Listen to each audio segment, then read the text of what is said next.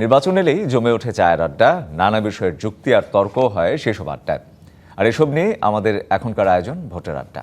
ভোটের আড্ডায় নানা পেশার মানুষের ভাবনা নিয়ে দিনাজপুর থেকে আমাদের সাথে যুক্ত হয়েছেন সহকর্মী মোর্শেদুর রহমান। ডিবিসি নিউজের রোড টু পার্লামেন্টে আজকে দিনাজপুরে আমরা এই চায়ের টেবিলের আড্ডায় আমরা বসেছি। আমরা আসলে এখানে যারা ভোটাররা আছে তারা এই চায়ের আড্ডায় অনেক বিষয় নিয়ে আলোচনা করছেন। আমরা তাদের সাথে একটু কথা বলতে চাই যে নির্বাচন নিয়ে আসলে তাদের কি ভাবনা, তাদের কি চিন্তা, তারা কি ভাবছেন। আমার পাশে একজন ভোটার আছেন, তাকে আমি তার কাছে আমি জিজ্ঞেস করি যে আসলে সামনে তো ভোট ফেব্রুয়ারিতে, নির্বাচন নিয়ে আপনারা আসলে কি ভাবছেন একজন ভোটার হিসেবে? আগামী ফেব্রুয়ারিতে নির্বাচনের আনুমানিক যে বলা হচ্ছে যে ফেব্রুয়ারিতে নির্বাচন হবে, নির্বাচনটা যদি সুষ্ঠুভাবে হয় আমরা সাধারণ জনগণ অবশ্যই স্বতঃস্ফূর্তভাবে এখানে অংশগ্রহণ করব। কিন্তু আমাদের জনগণের মনে অনেক আশঙ্কা রয়েছে যে সুষ্ঠুভাবে আদৌ নির্বাচনটা হবে কি না। ফেব্রুয়ারিতে যে ডে বলা হয়েছে, ফেব্রুয়ারিতে কোনো নির্দিষ্ট কোনো সময় বলা হয়নি, এ নিয়ে একটা আশঙ্কা আছে।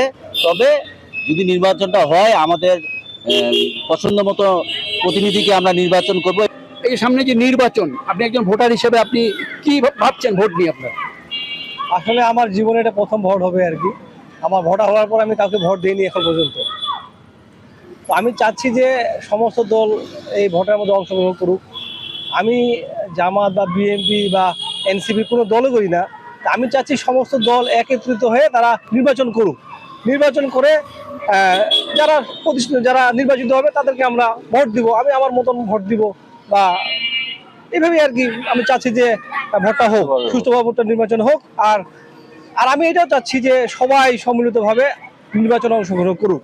তারা কেমন পরিবেশ, ভোটের পরিবেশ চাচ্ছে এবং কিরকম প্রার্থী তিনি চাচ্ছেন? তারা আমাদের এখন বর্তমানে আমাদের যে দেখলেন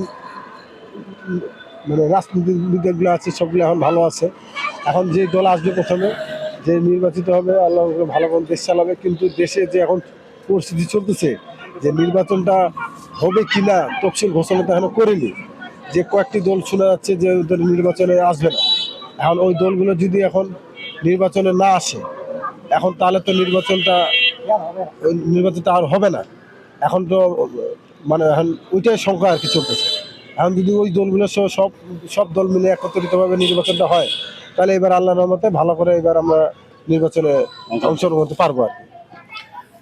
ভোটাররা কিন্তু সকলেই নির্বাচনের জন্য নিজেদের প্রস্তুতি নিচ্ছেন এবং তারা নিরপেক্ষ পরিবেশে, শান্তিপূর্ণ পরিবেশে ভোটের মাধ্যমে তাদের প্রতিনিধিত্ব নিয়োগ করবেন এবং সেটাই তারা আসলে সেই নির্বাচনের প্রস্তুতিতে তারা আছেন। তবে তারা শঙ্কা, যেহেতু নির্বাচন এখন পর্যন্ত তফসিল ঘোষণা করা না এবং বিভিন্ন রাজনৈতিক কর্মকাণ্ড থেকে সন্দিহান যে ফেব্রুয়ারিতে আসলে নির্বাচনটা অনুষ্ঠিত হবে কিনা, এটা নিয়েও ভোটারদের মধ্যে একটি সন্দেহ, যেটা ভোটাররা বলছিলেন।